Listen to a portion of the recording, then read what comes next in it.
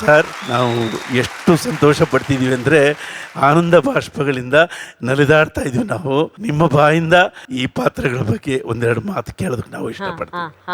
ಕುವೆಂಪು ಅವರು ತಮ್ಮ ಕೊನೆಯ 10 ವರ್ಷಗಳ ಕಾಲದಲ್ಲಿ ಯಾವಾಗಲೂ ಅವರನ್ನು ನೋಡಲು ಬಂದವರಿಗೆಲ್ಲ ಹೇಳ್ತಾ ಇದ್ರು, ನೀವೆಲ್ಲ ನಾನು 9 ವರ್ಷಗಳ ಬರೆದ ರಾಮಾಯಣ ದರ್ಶನವನ್ನು ಮರೆತರೂ ಪರವಾಗಿಲ್ಲ, ಆದರೆ ಈ ನಾನು ಕೊಡ್ತಿರುವಂಥ ಈ ವಿಶ್ವಮಾನವ ಸಂದೇಶವನ್ನು ನೀವು ಯಾರೂ ಮರೆಯಬಾರ್ದು. ವಿಶ್ವದಲ್ಲಿ ಶಾಂತಿ ನೆಲೆಸಬೇಕು, ಸಂತೋಷ ನೆಲೆಸಬೇಕು, ಎಲ್ಲರೂ ಅಣ್ಣ ತಮ್ಮಂದಿರಂತೆ ಅಕ್ಕ ತಂಗಿಯರಂತೆ ಇರಬೇಕು ಅಂತಾದರೆ ನಮ್ಮ ಮನುಕುಲ ಈ ವಿಶ್ವಮಾನವ ಸಂದೇಶವನ್ನು ಬರೀ ಓದುವುದು ಮಾತ್ರವಲ್ಲ, ಅನುಸರಿಸಿಕೊಂಡು ಕೂಡ ಬರಬೇಕು ಅಂತ ಹೇಳಿ ಆ ಒಂದು ವಿಶ್ವಮಾನವ ಸಂದೇಶದ ಒಂದು ಸಣ್ಣ ಪ್ರತಿಯನ್ನು ಬಂದ ಪ್ರತಿಯೊಬ್ಬರಿಗೂ ಕೂಡ ಕೊಡ್ತಾ ಇದ್ದರು. ಆ ತತ್ವ ಇಂದು ನಾನು ಈ ಎಲ್ಲ ಪಾತ್ರಗಳಲ್ಲೂ ಕೂಡ ನೋಡ್ತಾ ಇದ್ದೀನಿ. ಇದನ್ನು ನೋಡಿ ನನಗೆ ಅತೀವ ಆನಂದ ಆಗಿದೆ. ಧನ್ಯವಾದಗಳು ಸರ್. ಮಹಾಗುರುಗಳೇ, ಕುವೆಂಪು ಅವರು ಸೃಷ್ಟಿ ಮಾಡಿದಂತಹ ಈ ಎಲ್ಲ ಪಾತ್ರಗಳ ಎಷ್ಟೋ ಪಾತ್ರಗಳಲ್ಲಿ ನಿಮಗೆ ಬಹಳ ಇಷ್ಟವಾದಂತಹ ಮನಸ್ಸಿಗೆ ಹತ್ತಿರವಾದಂತಹ ಪಾತ್ರ ಯಾವುದು? ಊರ್ಮಿಳಾ. ರಾಮಾಯಣದಲ್ಲಿ ಮಹಾ ದೋಷಕ್ಕೆ ಗುರಿಯಾದವಳು, ಮಹಾ ದುಃಖಕ್ಕೆ ಗುರಿಯಾದವಳು, ಮಹಾ ತಿರಸ್ಕಾರಕ್ಕೆ ಗುರಿಯಾದವಳು ಊರ್ಮಿಳಾ. ಸೀತೆ ರಾಮ ಕಾಡಿಗೆ ಹೊರಡ್ತಾರೆ, ಅವ್ರ ಜೊತೆಯಲ್ಲಿ ಲಕ್ಷ್ಮಣ ನಾನು ಬರ್ತೀನಿ ಅಂತ ಒಂದೇ ವ್ರತ ಹಿಡಿದು ಹೊರಟು ಬಿಡ್ತಾನೆ. ಆದ್ರೆ ತನಗೊಬ್ಬಳು ಹೆಂಡತಿ ಇದ್ಲು, ಅವಳು ಯೌವನಸ್ಥೆ, ಅವಳನ್ನು ನಾನು ಬಿಟ್ಟು ಹೋಗ್ತೀನಿ ಅಂತ ಕ್ಷಣ ಮಾತ್ರ ಕೂಡ ಯೋಚನೆ ಮಾಡಲಿಲ್ಲ. ಅವನು 14 ವರ್ಷ ಅವನು ಕಾಡಿನಲ್ಲಿ ಅಣ್ಣನ ಸೇವೆ ಮಾಡಿಕೊಂಡು, ಸೀತೆಯನ್ನು ಹುಡುಕೊಂಡು, ರಾವಣನನ್ನು ಸಂಹಾರ ಮಾಡಿಕೊಂಡು ಯಾವುದೋ ಕೆಲಸದಲ್ಲಿ ತೊಡಗಿದ್ದ. ಅರಮನೆಯಲ್ಲಿ ಅಷ್ಟೈಶ್ವರ್ಯಗಳಿದ್ದರು. ಆ ಊರ್ಮಿಳೆ ಏನೇನೂ ದಿಕ್ಕಿಲ್ಲದೆ, ಧ್ಯಾನವಿಲ್ಲದೆ, ಗಂಡನಿಲ್ಲದೆ, ಗುರಿ ಇಲ್ಲದೆ, ಕನಸಿಲ್ಲದೆ ಬದುಕ್ತಾಳಲ್ಲ, ಆ ಪಾತ್ರ ನನಗೆ ಬಹಳ ಇಷ್ಟವಾಗಿತ್ತು. ಅದನ್ನು ಕುವೆಂಪು ಅವರು ರಾಮಾಯಣ ದರ್ಶನದಲ್ಲಿ ಬಹಳ ಸೊಗಸಾಗಿ ಆಕೆಗೊಂದು ಮಹತ್ವವನ್ನು ಕೊಟ್ಟಿದ್ದಾರೆ. ಮೂಲ ರಾಮಾಯಣದಲ್ಲೂ ಕೂಡ ಮದುವೆಯಾದ 14 ವರ್ಷ ಬ್ರಹ್ಮಚರ್ಯ ಮಾಡಿದ ವೀರನಿಂದ ಇಂದ್ರಜಿತುವಿನ ಸಾವು ಅಂತ ಒಂದು ಕಾರಣ ಕೊಟ್ಟಿದ್ದಾರೆ. ಇಂದ್ರಜಿತು ಸಾಯ್ಬೇಕಂದ್ರೆ ಅವನು 14 ವರ್ಷ ಮದುವೆಯಾಗಿ ಬ್ರಹ್ಮಚಾರಿ ಆಗಿರಬೇಕು ಅಂತ ಊರ್ಮಿಳೆಗೆ ಒಂದು ಕಣ್ಣೂರಿಸಿದ್ದಾರೆ. ಆದರೆ ಅಷ್ಟು ಸಾಲದು, ಕುವೆಂಪು ಅವರು ಆ ಪಾತ್ರವನ್ನು ಎತ್ತರಕ್ಕೇರಿಸಿದ್ದಾರೆ. ಆ ರೀತಿ ದೋಷಗಳನ್ನು ಕಂಡುಹಿಡಿಯುವ ಕವಿ ಮನಸ್ಸಿದೆಯಲ್ಲ, ಬಹಳ ದೊಡ್ಡದು. ಅವರಂತಾರೆ, ಬಂದವರೆಲ್ಲ ದೇವತೆಗಳು, ಇದ್ದವರೆಲ್ಲ ರಾಕ್ಷಸರೇ. ಈ ದೇಶದಲ್ಲಿ ಬಂದವರೆಲ್ಲ ದೇವತೆಗಳು, ಇದ್ದವರೆಲ್ಲ ರಾಕ್ಷಸರೇ. ಅದೇ ಕಾನ್ಸೆಪ್ಟ್ ಬಹಳ ಚೆನ್ನಾಗಿತ್ತು.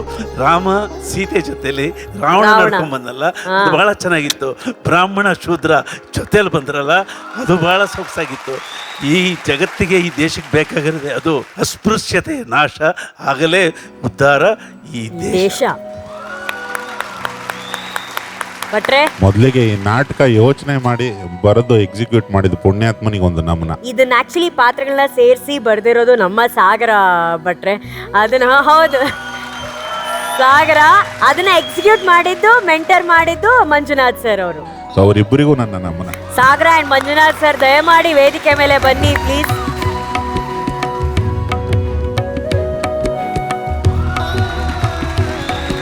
ಇಬ್ಬರಿಗೂ ಶುಭಾಶಯನಪ್ಪ. ಚೆನ್ನಾಗಿತ್ತು. ಒಂದು ಯೋಚನೆ ಸುಂದರವಾಗಿರ್ಬೇಕು. ಯಾವತ್ತು ಯೋಚನೆಗಳು ಉಲ್ಟಾ ಸೀದಾ ಇರಬಾರ್ದು, ಆ ಥರ ಇತ್ತು ನಿಮ್ಮ ಯೋಚನೆ. ಆಮೇಲೆ ಕುವೆಂಪು ಅವರನ್ನ ವೇದಿಕೆಯಲ್ಲಿ ನೆನೆಸ್ಕೋತಿರೋದೇ ಒಂದು ರೋಮಾಂಚಕ ಕ್ಷಣ. ಇದು ಈ ವೇದಿಕೆ ಹೊಸ್ತು. ನಾನು ಟೆಲಿವಿಷನ್ ವೇದಿಕೆಗಳಲ್ಲಿ ಈ ಥರದ್ದನ್ನ ನೋಡಿಲ್ಲ. ಇದನ್ನ ನೋಡ್ತಿರೋದೇ ಒಂದು ದಿವ್ಯ ಕ್ಷಣ ಅಂತ ಅನ್ನಿಸ್ತು. ಅವರ ಕುಟುಂಬ ಬಂದಿರೋದು, ಅವರು ಮಾತಾಡಿರೋದು. ಆಮೇಲೆ ಒಂದು ಸತಿ ನಮ್ಮನ್ನ ಕುವೆಂಪು ಅವ್ರ ಕಾಲಕ್ಕೆ ಕರ್ಕೊಂಡು ಹೋಗಿ ಬಂದರು. ಅವರ PUC ಟೈಮಲ್ಲಿ ನಡೆದಂಥ ಒಂದು ಪುಟಾಣಿ ಇನ್ಸಿಡೆಂಟ್, ವಿಶ್ವಮಾನವನ ಬಗ್ಗೆ ಅವರು ಹಿರಿಯರು ಹೇಳಿದಾಗ ಅದು ರೋಮಾಂಚನ ಆಗುತ್ತೆ. ನಾವೆಲ್ಲ ಸುಮ್ಮನೆ ಅಲ್ಲಪ್ಪ, ನಮ್ಮ ನಾಡು ಸುಮ್ಮನೆ ಆಗಿಲ್ಲ, ನಮ್ಮ ಸಾಹಿತ್ಯ ಸುಮ್ಮನೆ ಆಗಿಲ್ಲ, ನಮ್ಮ ಸಂಗೀತ ಸುಮ್ಮನೆ ಆಗಿಲ್ಲ. ಯಾರ್ಯಾರೋ ಯಾವತ್ತೋ ಬೆವರು ಸುರಿಸಿ ನೆಟ್ಟು ಬೆಳೆಸಿದ ಮರದ ಕೆಳಗಡೆ ಸುಮ್ಮನೆ ಚಾಪೆ ಹಾಕೊಂಡು ಮಲಗಿರೋರು ನಾವು ಅನ್ಸ್ಬಿಡುತ್ತೆ. ಸೊ ಥ್ಯಾಂಕ್ ಯು ಕುಟುಂಬ, ಇಡೀ ನಿಮ್ಮ ಕುಟುಂಬಕ್ಕೆ ನನ್ನ ವಂದನೆಗಳು. ಸಾಗರ್, ನಿಮಗೆ ಈ ಎಲ್ಲಾ ಪಾತ್ರಗಳನ್ನ ಒಟ್ಟಿಗೆ ಹೆಣಿಬೇಕು ಅನ್ಸಿದ್ದು ಹೇಗೆ ಸೃಷ್ಟಿ ಆಯ್ತಿವೆಲ್ಲ? ಕುವೆಂಪು ಅವ್ರನ್ನ ಒಂದು ಯುಗದ ಕವಿ, ಜಗದ ಕವಿ, ರಾಷ್ಟ್ರಕವಿ ಅಂತ ನೋಡೋದ್ರ ಜೊತೆಗೆ ಅವರಲ್ಲೊಬ್ಬ ಪುಟ್ಟಪ್ಪ ಮೇಷನ ನೋಡಿದಾಗ ಆ ಮೇಷ್ಟ್ರು ತುಂಬ ಹೇಳ್ಕೊಡೋ ಪಾಠಗಳೇ ಬೇರೆ. ಅವರು ಕಲಿಸೋ ಪಾಠಗಳು ಹೊಡೆದೇ ಹೇಳ್ತಾರೆ, ಪ್ರೀತಿಯಿಂದ ಹೇಳ್ತಾರೆ. ಈ ಪಾತ್ರಗಳು ಸೃಷ್ಟಿ ಮಾಡೋದ್ರ ಮೂಲಕ ಎಲ್ಲ ಸಂದೇಶನ ಹೇಳ್ತಾರೆ. ಗುತ್ತಿ ಮತ್ತು ಹುಲಿಯ ಇರ್ಬೋದು, ಸಮಾನತೆ, ಪ್ರಕೃತಿ ಮತ್ತು ಪುರುಷನ ಸಂಕೇತ. ಅದು ಬ್ರಾಹ್ಮಣ ಇರ್ಬೋದು, ಜಲಗಾರ ಇರ್ಬೋದು, ಸಮಾನತೆ ಬೇಕಿತ್ತು, ಅದಕ್ಕೋಸ್ಕರ ಕೊಟ್ಟಿದ್ದಂಥ ಪಾತ್ರಗಳು. ಅದು ಬಿಟ್ಟರೆ ರಾಮ ರಾವಣ, ರಾಮ ಬಂದು ಸೀತೆ ಜೊತೆ ಅಗ್ನಿ ಪ್ರವೇಶ ಮಾಡ್ತಾನೆ. ಹೆಣ್ಣು ಗಂಡು ಪವಿತ್ರತೆಯಲ್ಲಿ ಯಾವುದೇ ರೀತಿ ವ್ಯತ್ಯಾಸ ಇಲ್ಲ, ಹೆಣ್ಣಿಗೆ ಮಾತ್ರ ಪವಿತ್ರನ ಗಂಡಿಗೂ ಇದೆ ಅಂತ ತೋರಿಸೋದಕ್ಕೋಸ್ಕರ ಅಗ್ನಿ ಪ್ರವೇಶ ಮಾಡ್ತಾನೆ. ರಾವಣನೂ ಅಷ್ಟೇ ಸೀತೆಯಲ್ಲಿ ತನ್ನ ತಾಯಿಯನ್ನ ಕಾಣ್ತಾನೆ. ಅಂದ್ರೆ ಇಂಗ್ಲಿಷ್ ಸಿನಿಮಾದಲ್ಲಿ ಇನ್ಸೆಪ್ಷನ್ ಅಂತ ಏನ್ ನೋಡಿರ್ತೀವಿ, ರಾಮಾಯಣ ದರ್ಶನದಲ್ಲಿ ಅವಾಲೇ ಬರ್ದಿದ್ರು. ಕನಸೊಳಗೊಂದು ಕನಸು, ಕನಸೊಳಗೊಂದು ಕನಸು ಅಲ್ಲಿ ಬರ್ದಿರ್ತಾರೆ. ಅಲ್ಲಿ ರಾವಣನ್ಗೆ ಸೀತೆ ತನ್ನ ತಾಯಿಯ ಕಾಣ್ತಾಳೆ. ಸೂಪರ್. ಮುಂದಿನ ಜನ್ಮದಲ್ಲಿ ರಾವಣ ಕುಂಭಕರ್ಣ ಲವಕುಶ ಆಗ್ಬಿಡ್ತಾರೆ. ಸೊ ಕುವೆಂಪು ಅವ್ರನ್ನ ಮತ್ತೆ ಈ ವೇದಿಕೆಯಲ್ಲಿ ನೋಡಬಹುದು ಹೇಗೆ ಅಂದ್ರೆ ಅವ್ರು ಸೃಷ್ಟಿ ಮಾಡೋ ಪಾತ್ರಗಳ ಮೂಲಕನೇ. ಪ್ರಯತ್ನಕ್ಕೆ ಸಂಪೂರ್ಣ ಸಹಕಾರ ನೀಡಿದ್ದು ಮಂಜುನಾಥ್ ಸರ್ ಹಾಗೂ UPSC ವಿದ್ಯಾರ್ಥಿಗಳ ಕನ್ನಡ ಮೇಷ್ಟ್ರು ರಾಕೇಶ್ ಅಂತ, ಅವರಿಗೆ ಇದರ ಸಂಪೂರ್ಣ ಕ್ರೆಡಿಟ್ ಸಲ್ಲಬೇಕು ಅಂತ ಹೇಳ್ತೀನಿ. ಸೊ ತುಂಬಾ ಖುಷಿ ಆಯ್ತು ಈ ವೇದಿಕೆಯಲ್ಲಿ. ಆಮೇಲೆ ನಂದು ಒಂದು ಆಸೆ ಇತ್ತು, ಮಾಧ್ಯಮ ಅಂದ್ರೆ ಬರೀ ಮನರಂಜನೆ ಜನರಂಜನೆ ಮಾತ್ರ ಆಗದೆ ಜ್ಞಾನರಂಜನೆ ಕೂಡ ಆಗಬೇಕು ಅನ್ನೋದು, ಅದಕ್ಕೋಸ್ಕರ ಈ ಒಂದು ಸಣ್ಣ ಪ್ರಯತ್ನ. ಸೂಪರ್ ಸಾಗರ. ನೀನು ಇಷ್ಟೊಂದು ವಿಚಾರ ಬಚ್ಚಿಟ್ಟುಕೊಂಡಿರುವ ಒಂದು ರತ್ನ ಅಂತ ನಮಗೆ ಗೊತ್ತಾಗಿದ್ದೇ ಕುವೆಂಪು ಅವರ ವಿಚಾರದಿಂದ. ರತ್ನಗಳನ್ನು ಹೊರತೆಗೆಯೋದೇ ವಿಚಾರ, ಕುವೆಂಪು ವಿಚಾರ. ಏನಣ್ಣ ನೀನು ಬಯಲಿಗೆ ಬಂದೆ ಬಿಡು, ಬಯಲಿಗೆ ಬಂದೆ.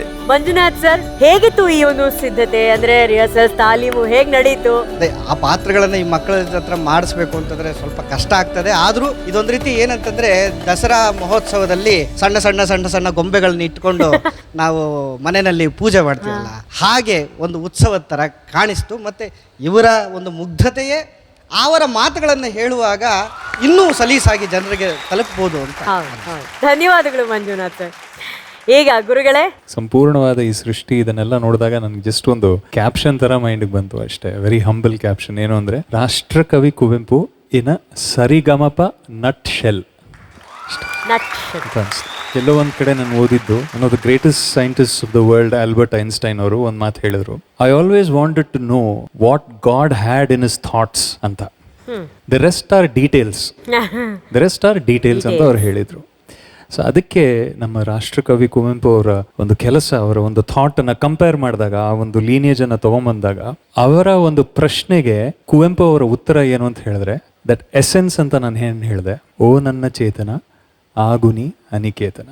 ಅವರ ಪ್ರಶ್ನೆಗೆ ಇದು ಉತ್ತರ ಆಯ್ತು, ವಿಶ್ವಮಾನವನಾಗು ಆ್ಯಂಡ್ ಓ ನನ್ನ ಚೇತನ ಆಗುನಿ ಅನಿಕೇತನ.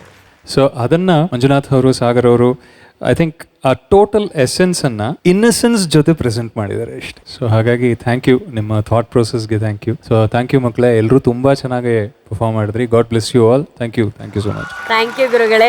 ಹಾಗೇನೆ ನಮ್ಮ ಗಾಯಕರು ಇವಾಗ ಹಾಡಿದಂಥ ಹಾಡು ಓ ನನ್ನ ಚೇತನ, ಅದಕ್ಕೆ ಮಹಾಗುರುಗಳ ಸಂಗೀತವಿತ್ತು. ಅವರು ಅದ್ಭುತವಾಗಿ ಹಾಡಿದ್ದು. ಇದು ಮಹಾಗುರುಗಳ ಒಂದು ಕಾಂಪೋಸಿಷನ್. ಸೊ ಮಹಾಗುರುಗಳಿಗೆ ಥ್ಯಾಂಕ್ ಯು.